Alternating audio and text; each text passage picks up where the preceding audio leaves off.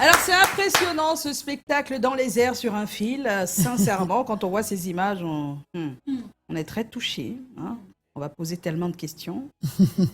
Mais c'est comment? On est là. Elle a fait la répétition. C'est pas Elle a fait la possible. répétition. D'abord, laisse-moi lui souhaiter la bienvenue. Oui, vas-y. Parce que je suis sûr que sa famille prie beaucoup pour elle. Ah bon? Oui, chaque jour qu'elle sort pour aller au travail, juste que les gens se mettent en prière. En prière. Oui, parce que rude quand j'ai prière. vu ça, j'ai vu, parce que vous les blancs, c'est comme si vous avez à tout faire. Maintenant, vous cherchez seulement les choses qui vont courir les risques avec vous. Voilà, vous aimez trop les risques. C'est parce que quelqu'un sur les fils, là, mais tu sais comment nous on voit la lumière ici. Si un câble blessé là te prend, tu vas dire, tu cherches quoi? Tu peux faire ça en Europe, vous êtes organisé là-bas sur les trucs. Mais ici, les câbles du câbleur, ça passe comme ça là. Pour l'électricité, celui qui tchouk, ça passe. Mais c'est sur son fil qu'elle le fait, hein, c'est pas sur le câble. Oui, mais il n'y a pas ça que sur notre poteau, non? Non. C'est ça. Non, mais vraiment, quand je regarde, c'est dit seulement félicitations. Et je pense que tu as besoin d'énergie pour monter sur les fils et tout. Et c'est d'ailleurs pourquoi je me suis battu. Voilà, tu te bats beaucoup. Oh. J'ai dit, tu vas venir et tu rentres comme ça. Voilà, et tu as trouvé quoi? Ouais, je t'ai gardé quelque chose pour prendre l'énergie. Ah bon, hein, qu'est-ce que c'est? Ouais. C'est Ah, des bananes. Ah ben ouais, oh là là. Voilà, des bananes pour Pour l'énergie. l'énergie. T'es battu, hein. Voilà, des bananes. Là, maintenant, monte sur tous les poteaux de doigts là. Alors, Joe à la première. Première question. Joe est J'ai toujours la poser, mais je la pose. Mais comment on devient passionné de funambulisme? Comment on fait pour rester comme ça et dire que je rêve faire ça aussi? Ah ouais, bah c'est Oui, possible. Justement, est-ce que c'était ton choix professionnel depuis toute petite? Oui, j'ai commencé le fil à l'âge de 8 ans.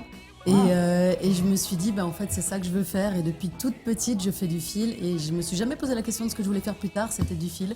Et me voilà à faire de ça de mon métier. Et avant 8 ans? Avant 8 ans, je faisais d'autres choses. Mais j'ai commencé, comme on peut faire du foot, comme on peut faire d'autres choses. J'ai essayé du fil.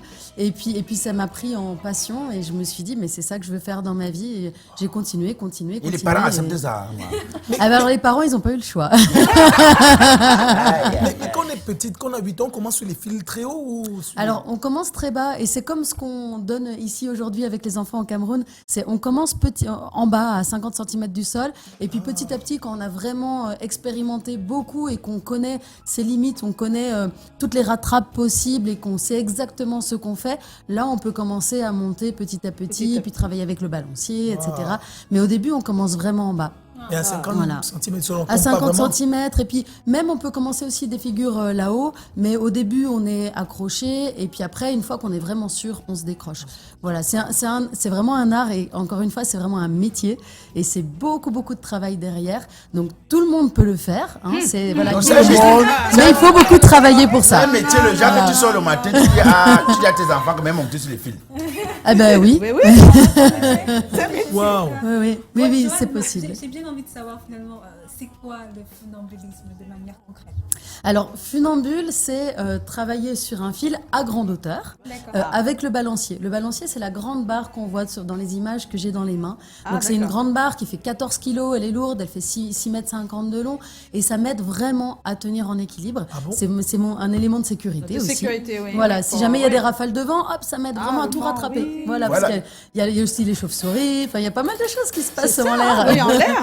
Donc voilà, il faut être accepter tout ce qui se passe en l'air et donc voilà. Et donc petit à petit, on travaille avec cette Mais barre. c'est pas qui plutôt nous aide. censé te faire tomber, c'est pas trop lourd, 14 kilos. Non, après les muscles, à force de travailler, les muscles ils se développent et puis voilà, 14 kilos pour moi c'est facile à manipuler maintenant. Voilà, mais tout ça se fait encore une fois avec beaucoup d'entraînement, beaucoup d'expérience. On commence pas tout de suite avec 14 kilos dans les mains et là-haut. C'est pas La possible. première fois que je t'ai vu à Yaoundé, j'ai cru que c'était pas réel. Oui, Moi, c'est pas réel. j'ai vu des images et nous on faisait les commentaires au quartier, on disait que voilà quelqu'un qui est tombé de l'avion. La question que je m'en vais te poser est d'ordre vraiment capital. Toute la République te regarde. On te regarde depuis Yaoundé, la capitale. Voilà, et tu devrais répondre en tenant compte que voilà, la vie de la nation en dépend. Okay. Alors, la question. Qu'est-ce qui a été difficile dans l'apprentissage de ce métier-là? Alors la difficulté, je ne sais pas s'il y en a. La difficulté, c'est peut-être En fait, je n'en vois pas. Ouais, Pour voilà. moi, c'est vraiment du plaisir. C'est Non, mais possible qu'elle n'en ait même pas. le vertige, des fois, quand tu... Est-ce que tu as eu parce des que- vertiges? Non, il n'y en a pas. En fait, je vais répondre à cette question d'une autre manière. C'est que finalement, les difficultés qui peuvent apparaître, finalement, ça donne de la force. Et comme l'échec, comme pas mal de choses, finalement, ça devient une force. Donc, ce qu'on croit qui est difficile, finalement, nous rend beaucoup plus forts et deviennent finalement une qualité après. Donc, en fait, la difficulté, on la transforme en qualité. Donc, la difficulté n'existe plus après. Oui, mais elle a quand même existé, donc avant de Elle partir. existe. C'était laquelle? Alors au début, ça fait partie de l'apprentissage. Oui. On tombe beaucoup, on peut se faire, Ben oui, parce que tout le faire monde des pense que tu as bleus. réussi à chaque fois. Non. Moi, voilà, il faut comme bien tout le monde, expliquer. comme tout le monde, au début, on tombe beaucoup. Ah, mais Il les faut se matériaux en bas, relever. pourquoi vous tombez? Là, au On début, se on blesse commence en souvent bas, ou etc. pas? C'est comme au foot, non? Non, on se blesse pas plus qu'au foot. Ah, Si, on d'accord. se fait des bleus. Enfin, Oui, moi, mais là, juste en j'ai passant. plein de bleus. Voilà, après, on peut se faire des petites douleurs. Ah, oui. Et puis, le corps, il prend cher quand même. Donc, finalement, on a un petit peu mal au corps. Mais ça, il faut se surpasser. Et en fait, c'est ça l'apprentissage aussi. C'est accepter les douleurs, passer au-dessus. Et finalement, Comme un bébé qui apprend à marcher. Hein, il Mais c'est tombe exactement la 10 même fois. Mais ça fait combien d'années que tu es plus tombé? Là, ça fait que je suis pas tombée. Je continue à tomber. C'est En ça, fait, ça reste pas parce à qu'elle grande hauteur. cherche à- Pas à grande hauteur, jamais. Par contre, je continue à développer mon art et je continue à faire des choses nouvelles. Donc, c'est ça. à chaque fois que je développe des choses nouvelles, eh bien, évidemment, je me prends des vôtres.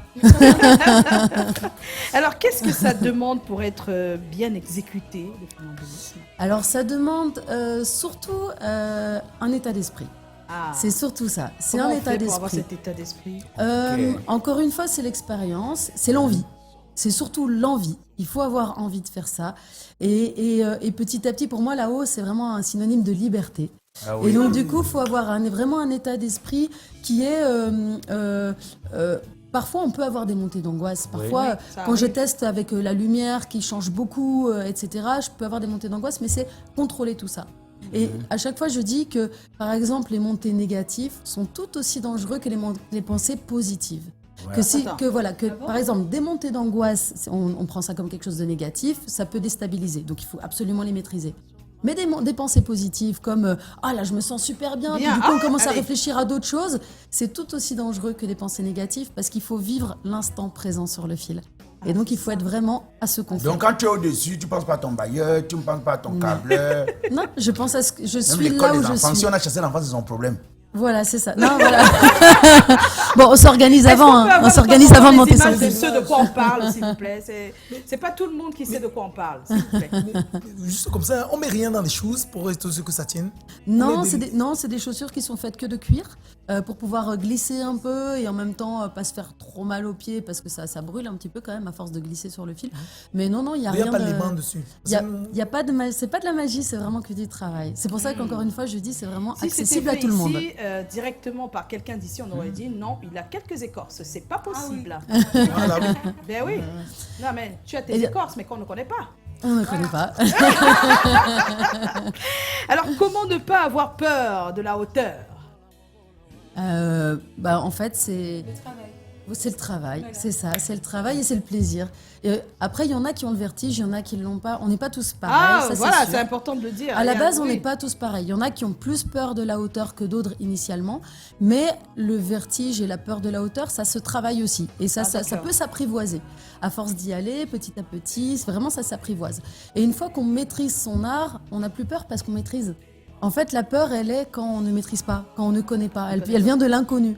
Et quand on connaît, on n'a plus On n'a peur. plus peur. D'accord, Joanne, le monde du cirque est un monde fantastique. C'est une culture occidentale, beaucoup de personnes le savent.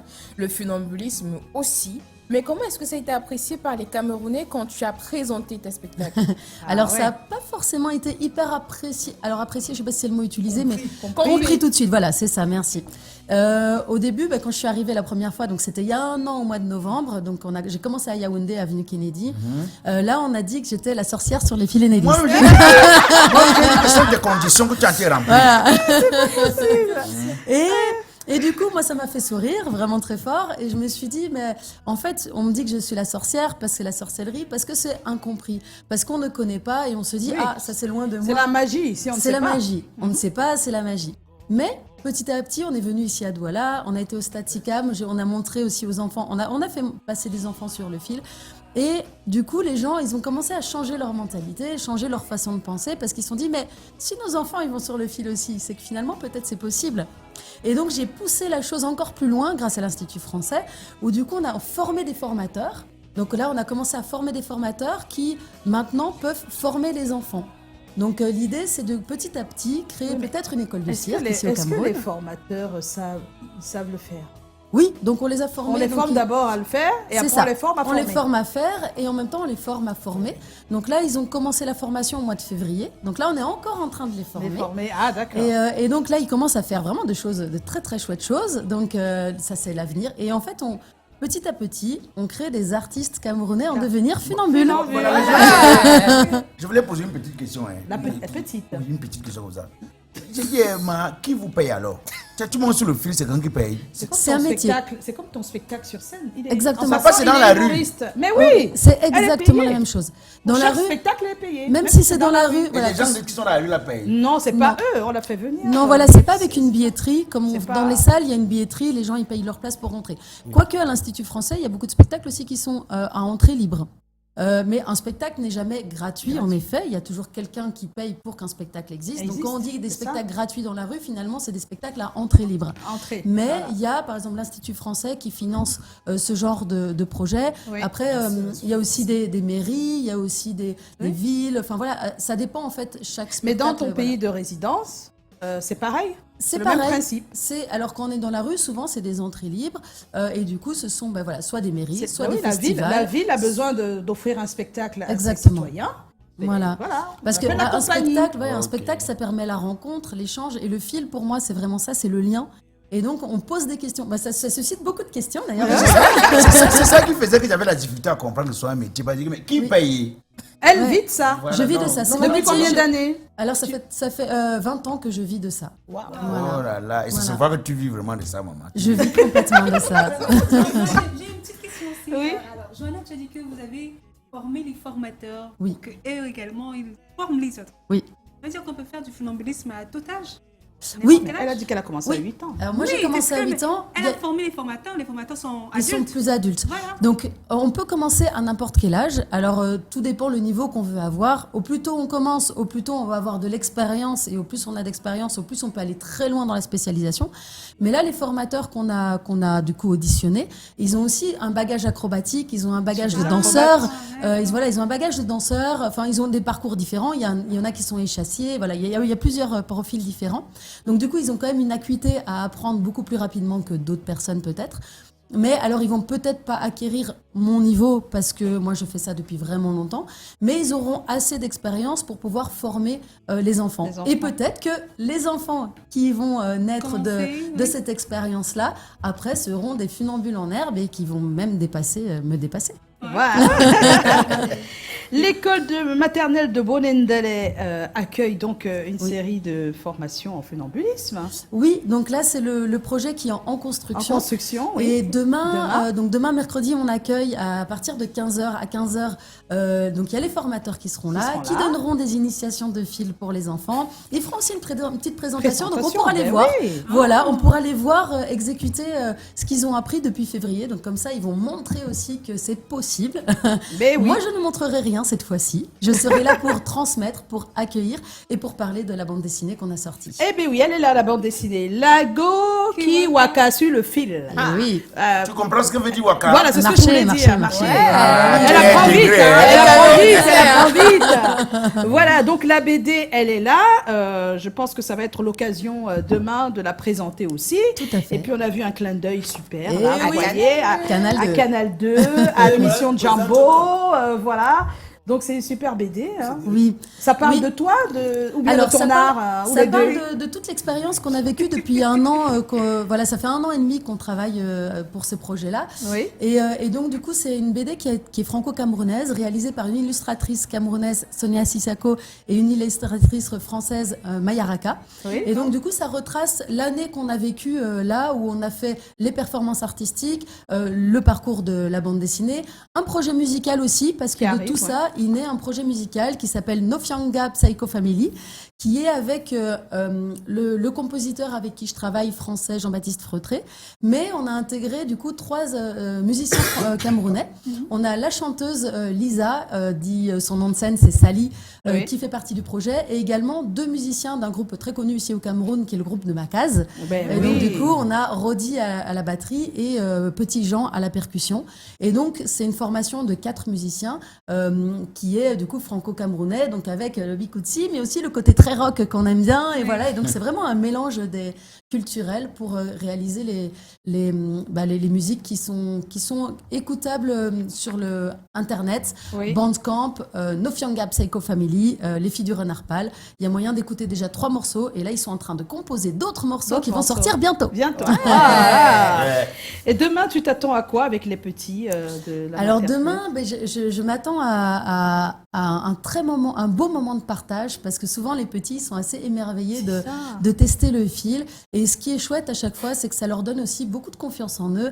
Et c'est très valorisant, parce qu'au début, on galère à faire quelques pas sur le fil, mais très vite, on arrive quand même à être autonome et peut-être traverser le fil. Alors tout le monde ne traverse pas ce fil tout de suite, et du coup, c'est quand même des moments hyper magiques, parce que ça crée beaucoup de bonheur, et puis il y a les yeux qui pétillent, voilà.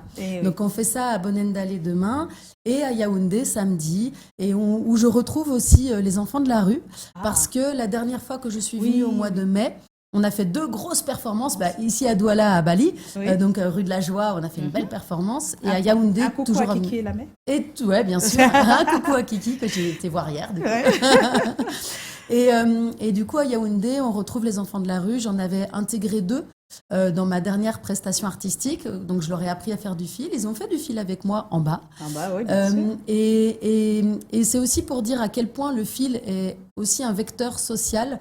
Donc, au-delà que ce soit un vecteur culturel, éducatif, artistique, c'est aussi un vecteur social, parce que suite à ça, j'ai continué à suivre, grâce à l'association des enfants de la rue, j'ai continué à les suivre, et aujourd'hui, on a réussi à en scolariser 3 suite à notre arrivée ici au fil.